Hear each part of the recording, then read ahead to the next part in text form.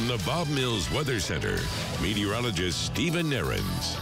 Thank goodness winds today are so much more manageable than they were yesterday. They got, frankly, out of control on Valentine's Day Tuesday. Yesterday's max wind gusts across the state were pretty crazy, to be honest. 50 to 55-mile-an-hour gusts.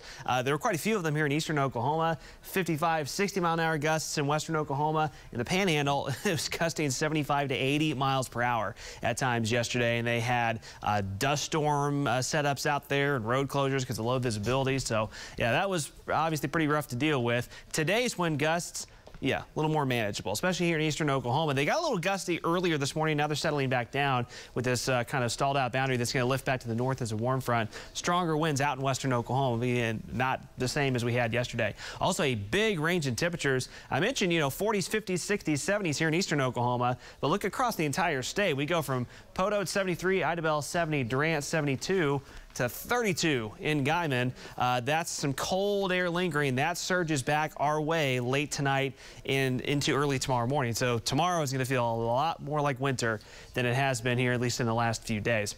And so across eastern Oklahoma, this range from north to south, temperature-wise, will continue this afternoon. So if you're traveling from Bartlesville down to McAllister, you may have a wardrobe change by the time you get north to south or vice versa. So as I mentioned earlier, you can kind of tell why that severe weather setup is focused on southeastern Oklahoma today, where the warmth and the instability is building. The further north you head, the less instability we're going to have where the temperatures are colder. This is about where we expect that boundary to be by about the 3 to 4 o'clock time frame, late afternoon. So high temperatures, mid to upper 50s once you get on the Oklahoma-Kansas state line, upper 50s, Bartlesville, Pawhuska, low 60s, Tulsa, but again, even in the metro, it could be, maybe 60 in Skiatook and 66, 67 in Bixby and Gwenpool, and then low 70s all the way down into southeastern Oklahoma, even Okmulgee to Tahquah, just to the south and east in the 70-degree range today. So the further south you head, the more spring-like it gets. Now, of course, with these systems this time of year, it's spring on one side, winter on the other side. So snow's been ongoing, some heavy snows in the Rockies. That's heading into northwestern Oklahoma. This is actually a winter storm warning in the Oklahoma Panhandle, where they're going to get some heavy snow later this evening and into tonight. The snow portion tracks up mostly into Kansas. The severe weather portion impacts part of our area, and especially off to the east. Once this system clears to our east late tonight, the severe weather threat actually ramps up a little bit more across Arkansas, eastern Arkansas, into northwestern Mississippi and western Tennessee. As far as our area, and this would be from about 6 p.m. tonight through about the midnight hour. That's our window for some severe storm development, particularly in the yellow shaded counties here. So you can see that's about the southeastern half or so of our viewing area. But even as far north as Tulsa, right about 7 to 8 p.m. would be our window for maybe a storm to sneak into the Tulsa metro. It would be very quick, in and out, and then we'd be done. But we could have one nearby the metro for an hour or two this evening.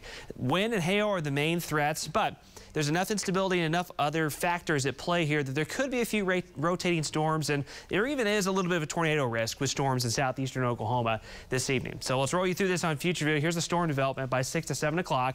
Notice 1 or 2 cells at least trying to develop near the Tulsa metro, but the more kind of robust thunderstorm development will be along and south of I-40. Could start near OKC and Norman and then quickly advancing east. So 7 to 8 o'clock, maybe a little later from, say, about Henrietta to Eufaula, McAllister, and then marching east 10 to 11 o'clock tonight, Grand Lake to Lake Tenkiller to Sallisaw, and then out of the area after midnight.